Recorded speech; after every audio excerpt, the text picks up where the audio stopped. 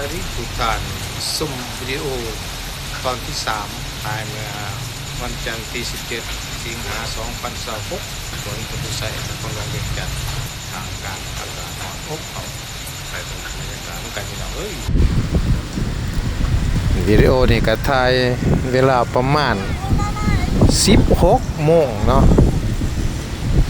บ่ายวันจันทร์17สิงหาคม2026คนมาเที่ยวหลายเวลา16 โมงก็เริ่มมามีนักท่องจีนมามีนักท่องเที่ยวจีนมาขบวนใหญ่ๆขบวนหนึ่งย่างขึ้นมานี่มาเยือนอยู่ผ่านเถิงแล้วก็นักท่องเที่ยวลาวหลายคือเก่ามานั่งเลยพักผ่อนหย่อนอารมณ์อากาศร้อนหลายมานั่งอยู่กองประตูไส้ก็เย็นดีลมพัดดีกองประตูไส้อยู่ข้างเบื้องจะเป็นออกเสียงเนื้อนี่ก็คุ้มเพราะว่าตอนบ่ายแต่มันบังประตูไส้บังแล้วห่มอยู่ทางเบื้องตะเวนออกเสียงเหนือกับตะเวนออกเลยละมันห่มดีก็จะก็นั่งเลยเบิ่งคนมาเที่ยวคือกันเลยแล้วก็จะก็ได้เที่ยวมาเป็นกลุ่มนะนักเที่ยวจีนมาหลายสู้กันมาโดนโจเจมาโดนแล้วเปิดน้ำพุเนาะ16 โมงเปิดน้ำพุตอนบ่ายเปิด17 โมงเปิดเท่านึงนะมันชั่วโมงหนึ่งเลยเนี่ยบอกยาว17 โมงก็ปิดอีก17 โมงครึ่งก็เปิดใหม่18 โมงครึ่งก็ปิดอีก19 โมงเปิดใหม่วันนี้เที่ยวสุดท้ายสำหรับ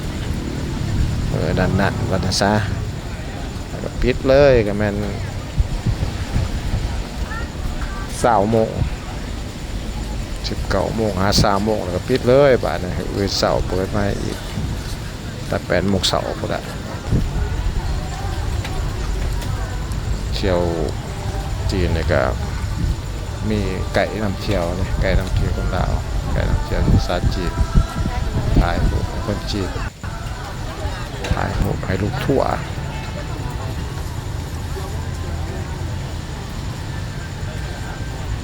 สร้างภาพกับถ่ายรูปเป็นกรุ๊ปเพื่อนนะคนจีนก็เจ้าก็อยากได้เป็นแผ่นเป็นใบใหญ่ๆมาถ่ายแล้วก็ทาเอาโหลดได้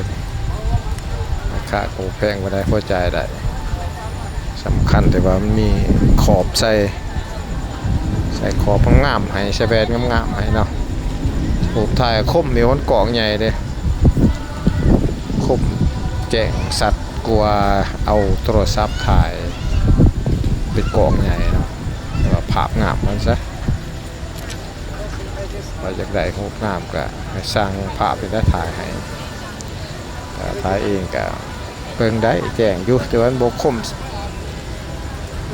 สัตว์ว่าซะชัดเจนเท่ากับเอาตะกอบใหญ่ได้เป็นแผ่นเป็นใบไปเบิ่งโดดหูใหญ่ๆโดดสวยงามเนาะ